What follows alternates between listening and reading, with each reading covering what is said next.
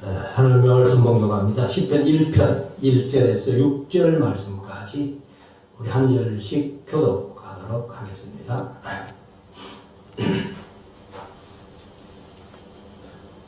복 있는 사람은 악인의 꾀를 좇지 아니하며 죄인의 길에 서지 아니하며 오만한 자의 자리에 앉지 아니하고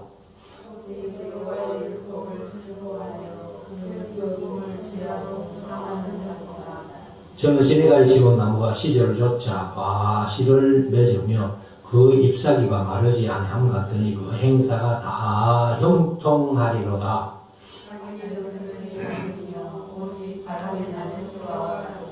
그러므로 악인이 심판을 견디지 못하며 죄인이 의인의 회중에 들지 못하리로다.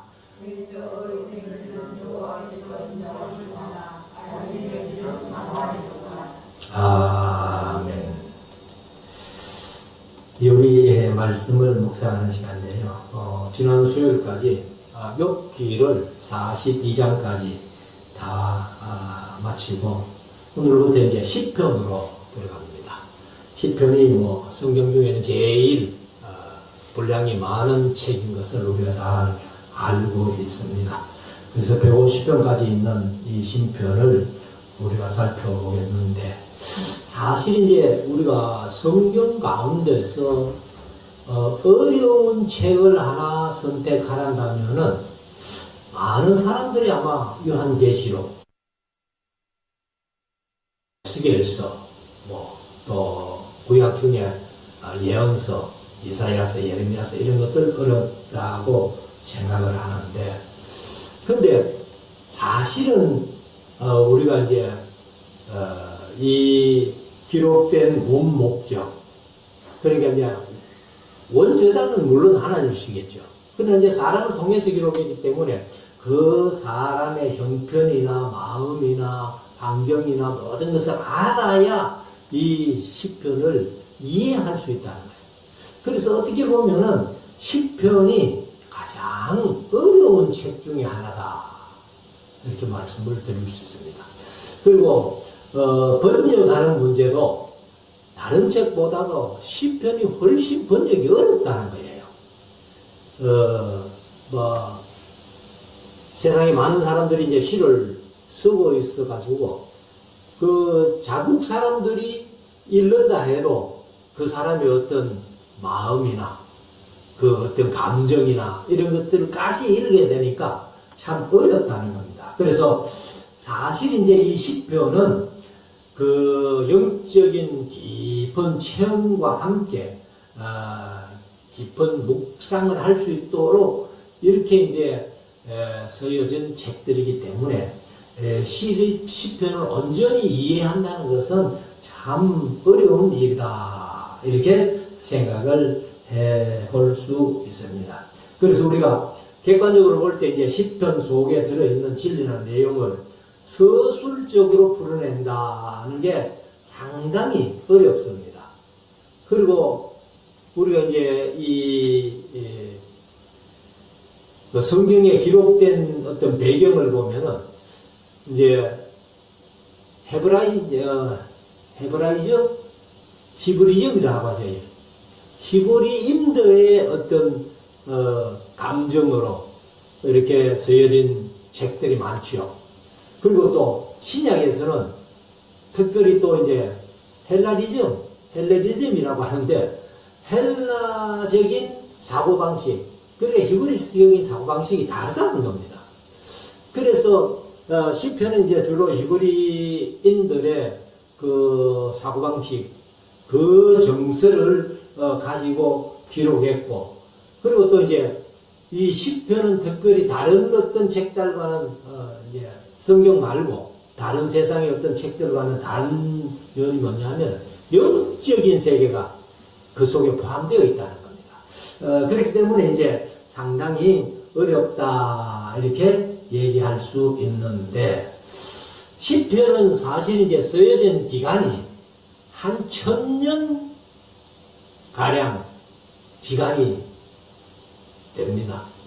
시편 90편이 제일 먼저 쓰여진 책이다, 이렇게 볼 수 있는데, 그게 바로 모세의 시지요. 모세의 시고, 그리고 이제 나중에 뭐 시편 119편은 뭐 저자가 누군지를 안 밝히고 있지 않습니다만은 거의 성경학자들이 다 에스라가 썼을 것이다 이렇게 보거든요. 그러면 에스라는 바벨론을 보러 갔다가 2차 귀환해서 지도자였고 3차 귀환 느헤미야와 함께 느헤미야 8장에 보면은 율법 낭독회를 열었던 그런 사람이니까 그러니까 모세부터 바벨론에서 포로로 돌아온 그 기간은 약 한 1000년이 넘습니다. 그래서 우리가 이제 한 1000년 동안 기록된 그런 기간들도 있고 하니까 참 어렵습니다. 그래서 이 이제 시편이라는 말이 우리말로는 시편이라고 그렇게 기록되어 있습니다만 원어의 그 책 제목이 뭐냐면은 세페르트 할림 힐림이라고 세페르트 힐림이라는 말이 뭐냐면은 찬양들의 책이다 이런 뜻이에요. 그래서 제가 가끔 설교 시간에 말씀드렸습니다만 우리가 가지고 있는 찬송가 속에는 시편을 그대로 옮겨놓은 찬송가가 몇 장 안 되죠. 뭐 대표적으로 아마 121장 눈을 들어 산을 보라 도움 어디서 올고 하는 그 찬송이 대표적인 찬송인데 그런데 사실 이제 이 시편은 제2성전 스룹바벨 성전 시대의 찬송가였어요. 그렇게 본다면은 이것이 이제 아주 중요한 책인데 지난번에 제가 가끔 뭐 설교 시간에 말씀드렸지만 중국에 가보니까 한 찬송가가 1300장이 넘어요. 우리는 뭐 새 찬송가가 지금 600 몇 장밖에 안 되고 우리가 가지고 있는 이제 전에 찬송 588장까지밖에 없는데 중국에는 1300장이 넘더라고.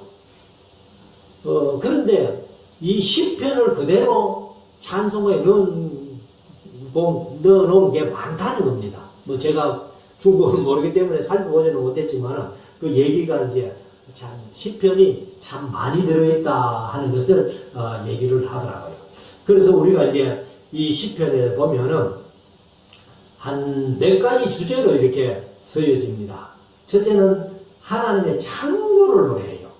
하나님의 창조를 노래하는 그런 부분들이 많고 그 다음에 하나님의 구원, 악에서 구원이라든지 적국이 쳐들어왔을 때에 그 위험에서 환난에서 역경에서 구원해 주시는 그런 거라든지 이런 것들을 이제 찬양하는 하나님의 구원의 찬양 그리고 이제 복 주시고 은혜 주신 것에 대한 감사의 찬양이 있고 그리고 이제 시편 가운데 승리의 노래가 있습니다. 승리 전쟁에서 승리했을 때에 그렇게 이제 부른 노래가 있고 그 다음에 이제 기도시가 있고 예언시가 있고 그 다음에 시혜시 찬양시 역사시 교훈시 저주시 이런 것들로 이렇게 되어 있습니다. 그리고 시편은 이제 정확하게 뭐 몇 사람이 기록했다 이렇게 얘기할 수 없는데 약 한 10여 명 정도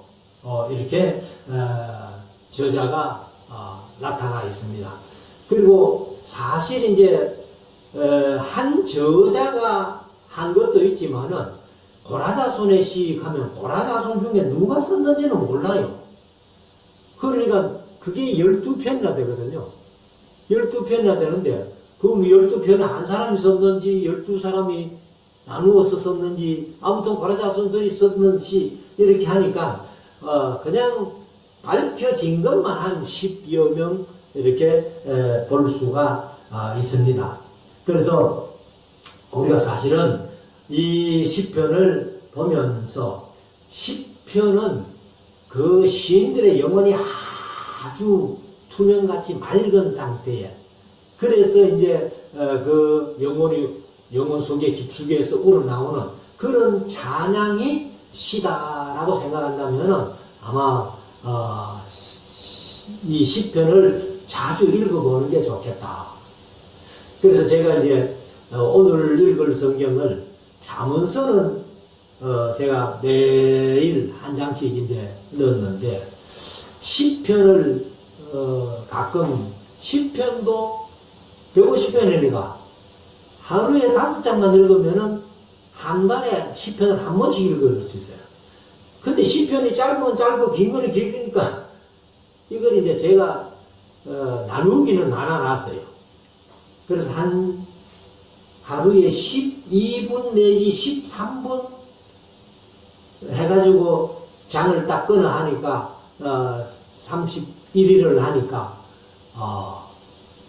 되더라고. 한 12분 내지 13분. 그래가지고, 한 달 분은 제가, 그 MP3로 편집해 놨는데, 아직 뭐, 제가 신경을 안 써가지고, 뒤에는 편집을 안 했어요.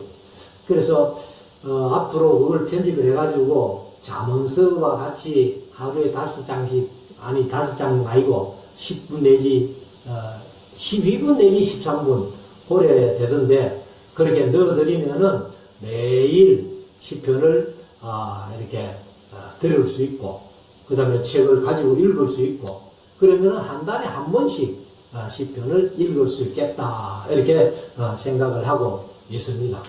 그래서, 우리가 이제 이 1편부터 시편을 보면서 한번, 오늘 뭐, 시간이 벌써 25분인데, 한 2편, 뭐, 3편, 이렇게 2편만 하면 될 것 같아요. 자, 1편 봅니다. 복 있는 사람은, 이렇게 번역을 했는데, 복 있는 사람은, 이게 이제 서술형이죠. 서술형. 복 있는 사람은, 이렇게 번역을 했는데, 이게 이제 번역을 좀, 못했다라기보다, 이게 이제 히브리 문법적인 어떤 좀 잘못이 있다, 이렇게, 얘기를 할 수 있는데, 이게 복 있는 사람은 하고 서술형이 아니고요. 이게 이제 감탄사예요. 감탄사. 그래서, 얼마나 복된가, 얼마나 복 있는 사람인가. 그런데 이제 오늘 제목이 얼마나 복 있는 사람인가. 그런 감탄사로 되어 있잖아요. 그래서 이제 사실은 처음에 말씀드린 대로 시를 번역한다는 게 이렇게 어렵다는 겁니다. 그래서 복 있는 사람은 했는데 얼마나 복된 사람인가 하고 감탄사로 이제 이렇게 읽으면 좋겠다. 그래서 복 있는 사람은 얼마나 복된 사람인가 하는데 악인의 꾀를 좁지 아니하며, 여기 이제 꾀라는 말이 에치라는 말인데요. 히브리어로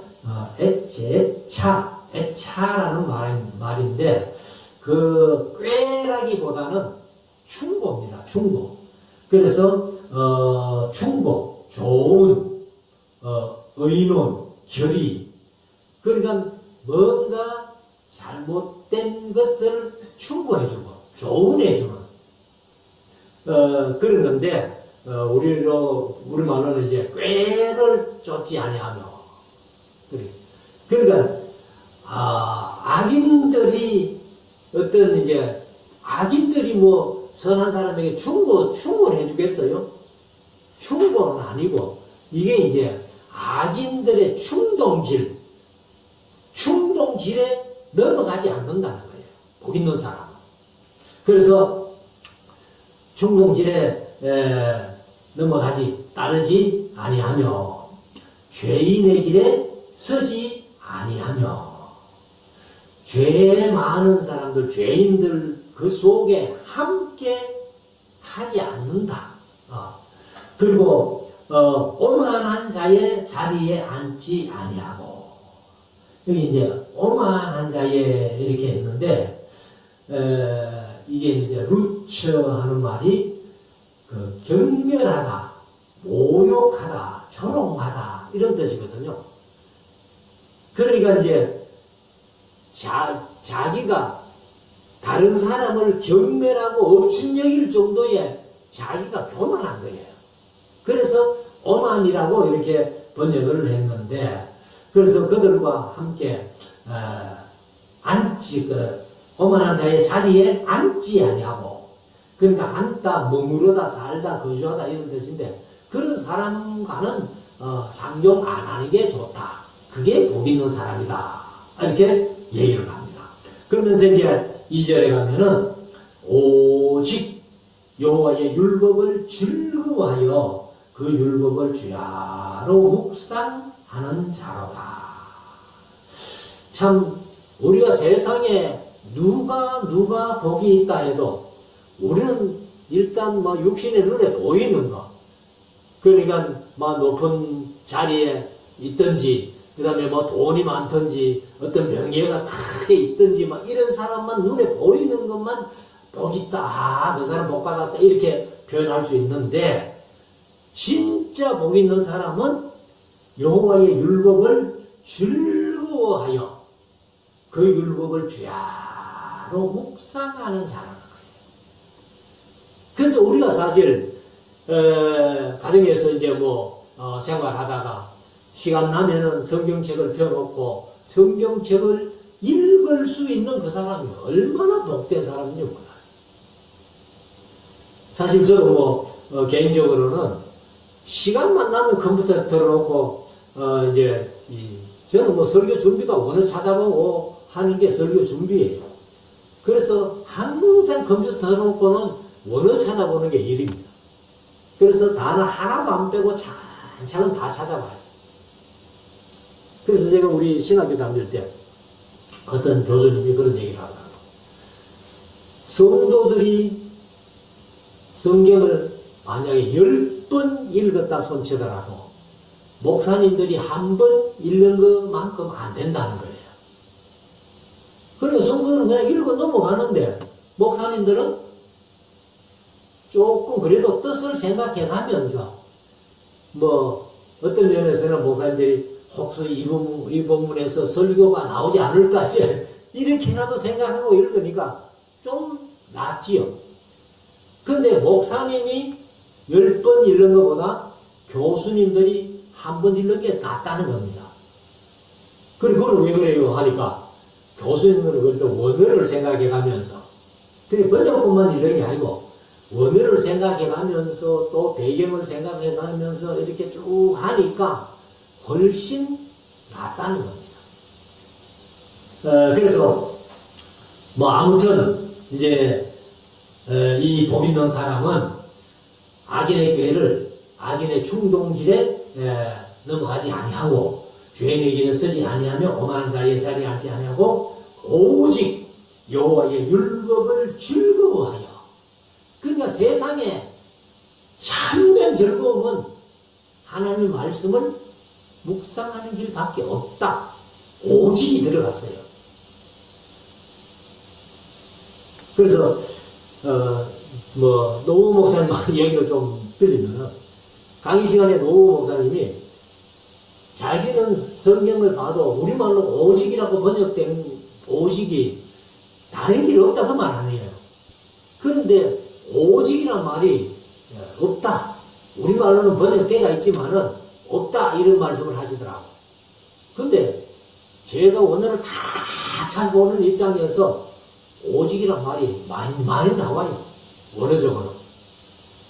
물론 그 말을 오직이라고 번역 안 하고 다른 뜻으로 번역하면 오직이라는 말이 있을 수는 없는데, 근데 뜻이 여러 개 나오는 중에 오직이 있다면 오직이죠.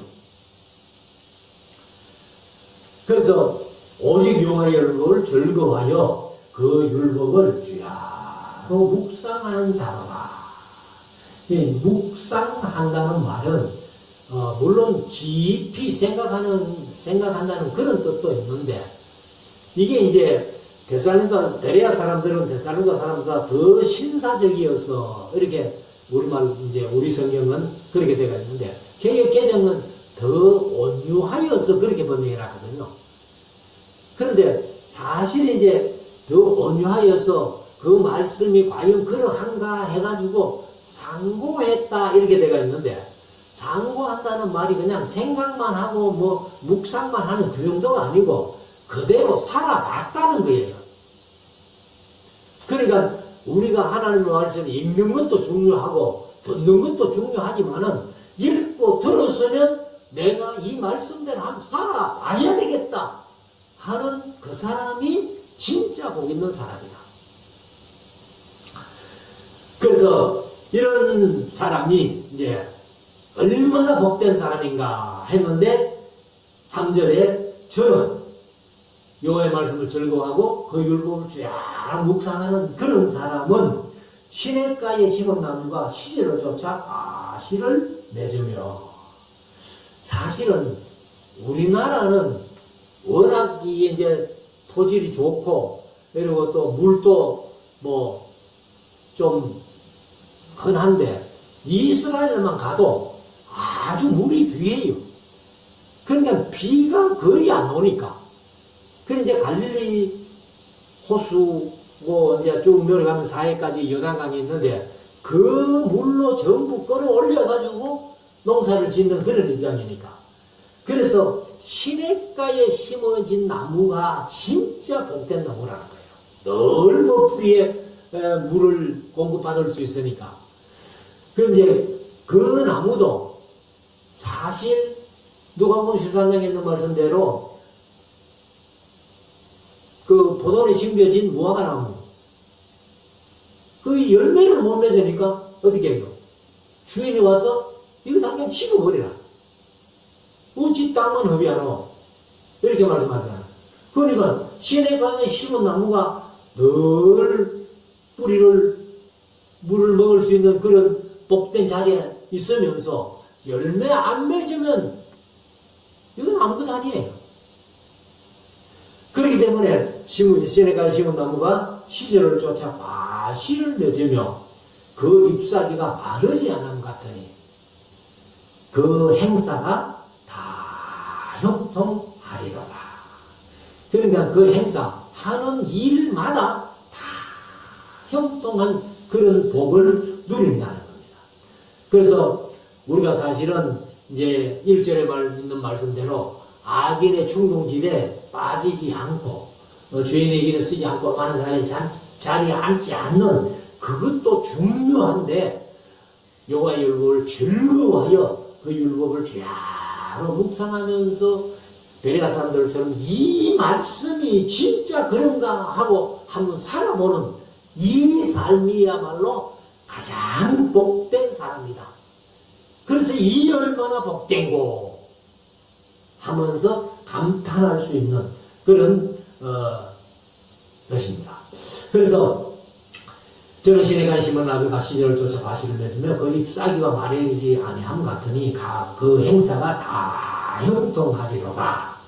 4절 악인은 그렇지 않음이요.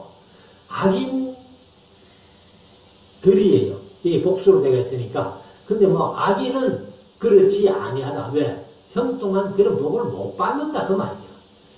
우선 보기에는 악인이 형통한 것 같은데 시편 73편에 있는 말씀대로 악인이 서 있는 곳이 그냥 한 발만 잘못 디디면 깊은 남떨어지에 떨어질 수 있는 그런 위치라는 거예요.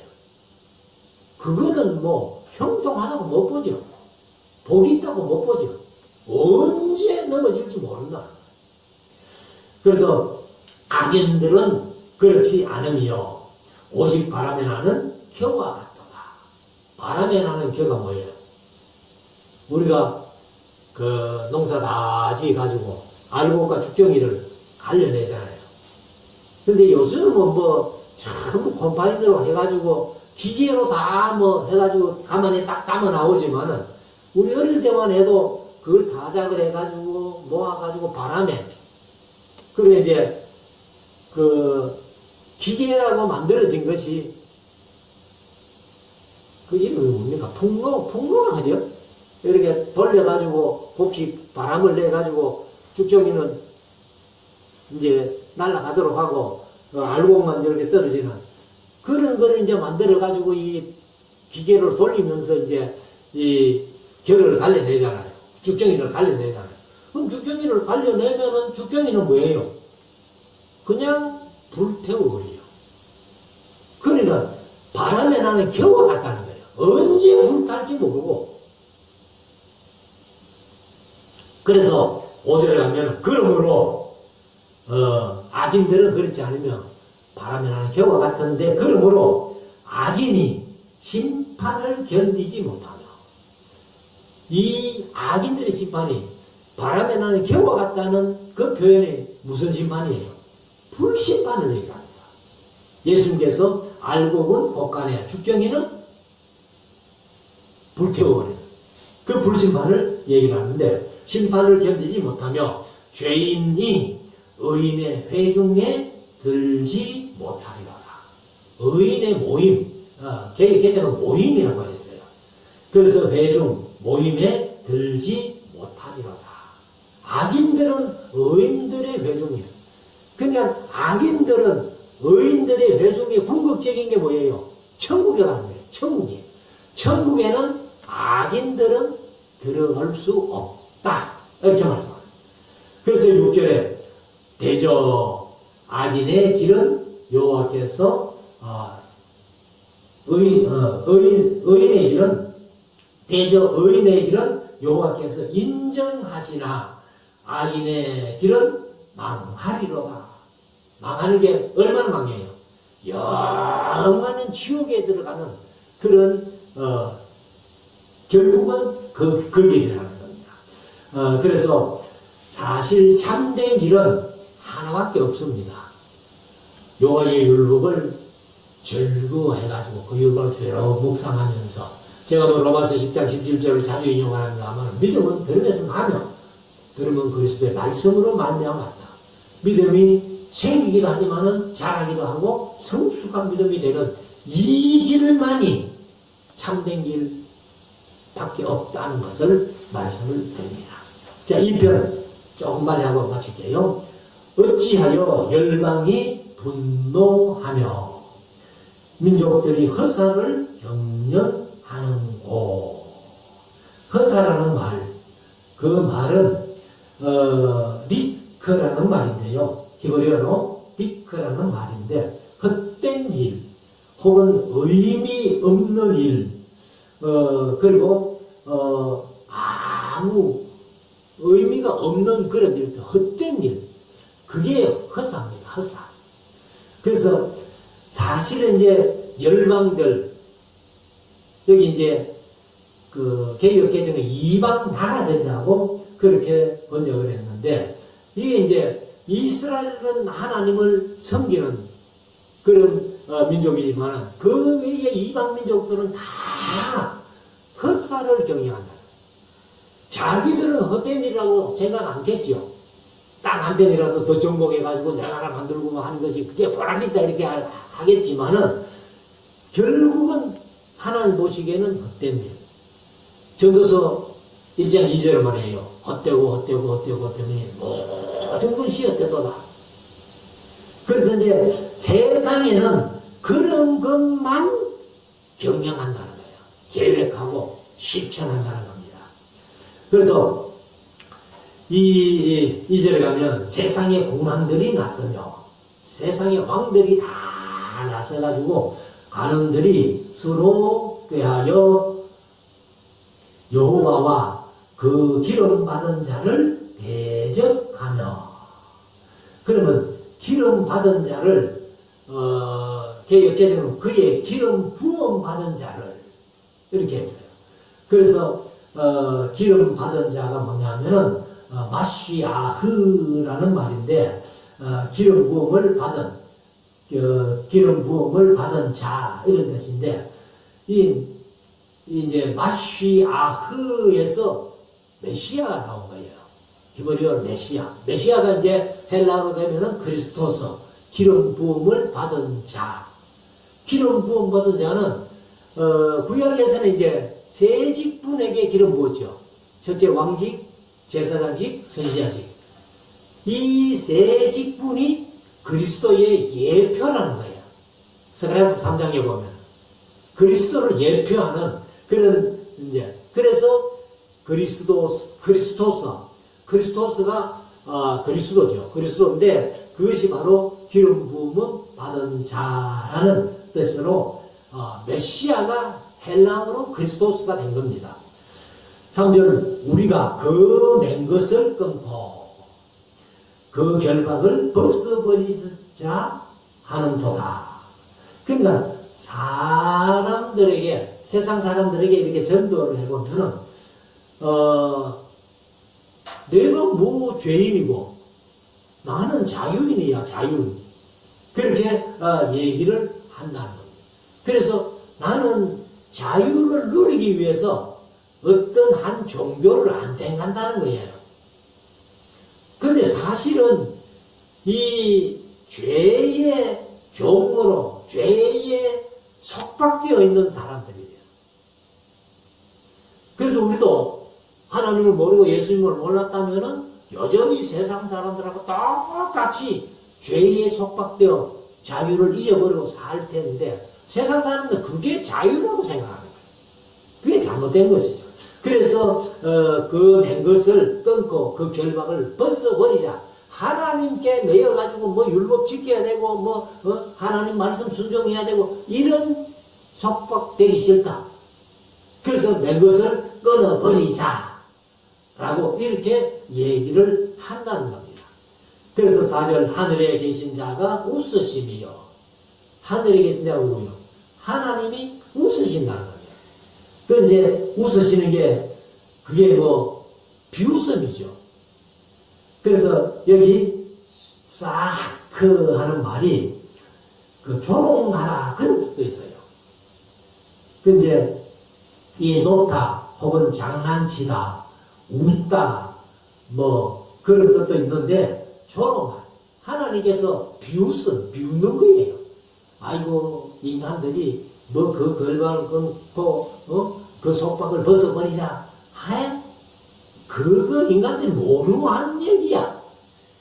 그게 오히려 죄에게 종이 되고 죄에게 속박되는데 하면서 하나님이 비웃는다는 거예요. 그래서 주께서 저희를 비웃으시리로다. 5절 그때에 분을 바라며 진노하사 저희를 놀래어 이르시기를.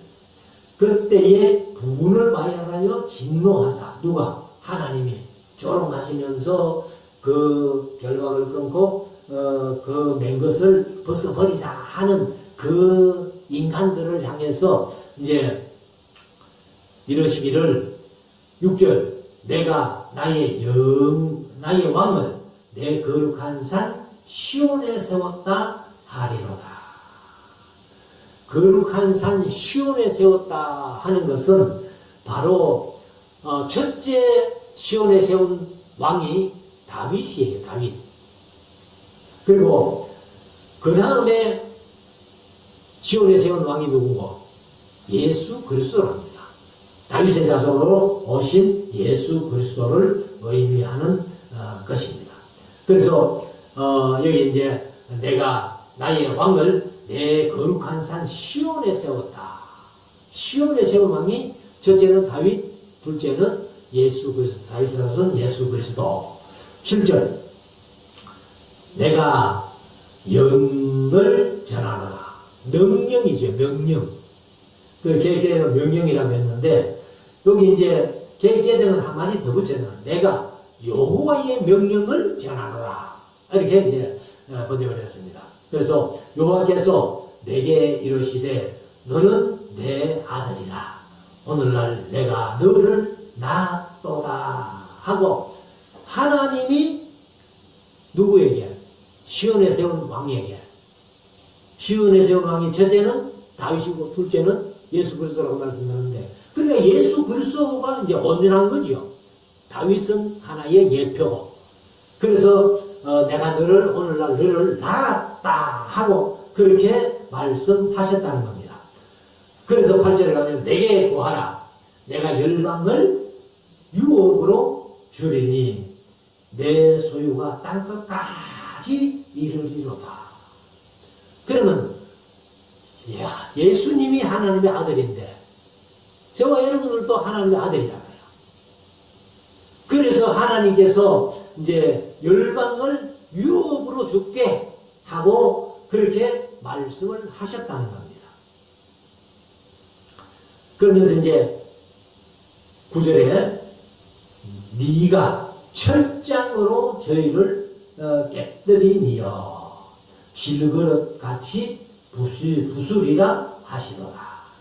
그래서 이제 이것은 다윗에게 주신 말씀이면서 그게 예표고 다윗의 자손으로 오신 예수 그리스도에게 주신 말씀이에요. 그래서 철장으로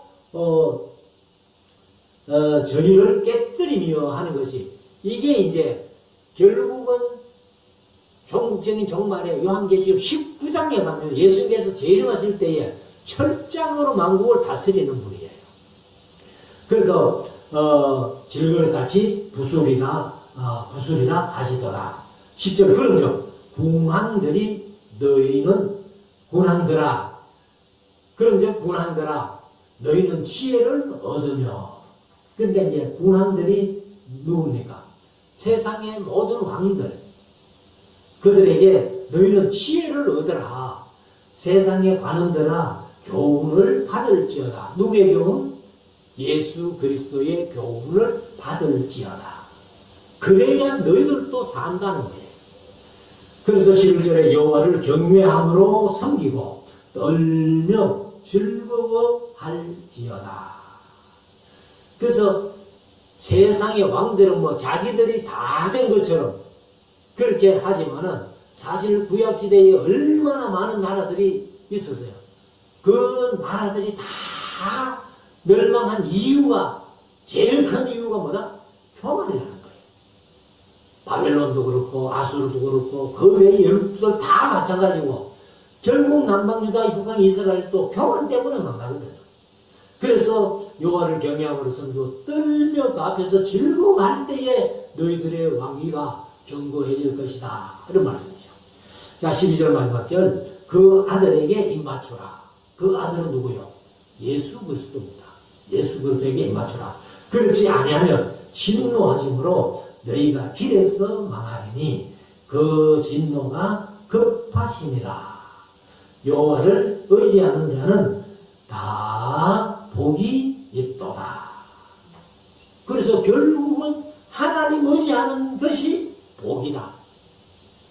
하나님 의지한다는 것이 그 아들 되는 예수 그리스도를 믿는 것이고 그리고 또 그 아들에게 입맞추면서 이렇게 신앙생활 할 때에 하나님의 진노가 다 없어지는 것 아니에요. 그래서 우리가 요한계시록 16장에 일곱 대접 진노가 떨어지잖아요.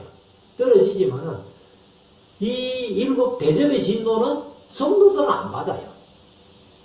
그러나 일곱 나팔부는 큰 환란. 큰 환란을 우리 성도들이 받습니다. 거쳐야 돼요. 그러나 하나님의 진노는 안 받는다. 그래서 여기 이제 말씀을 하는데 이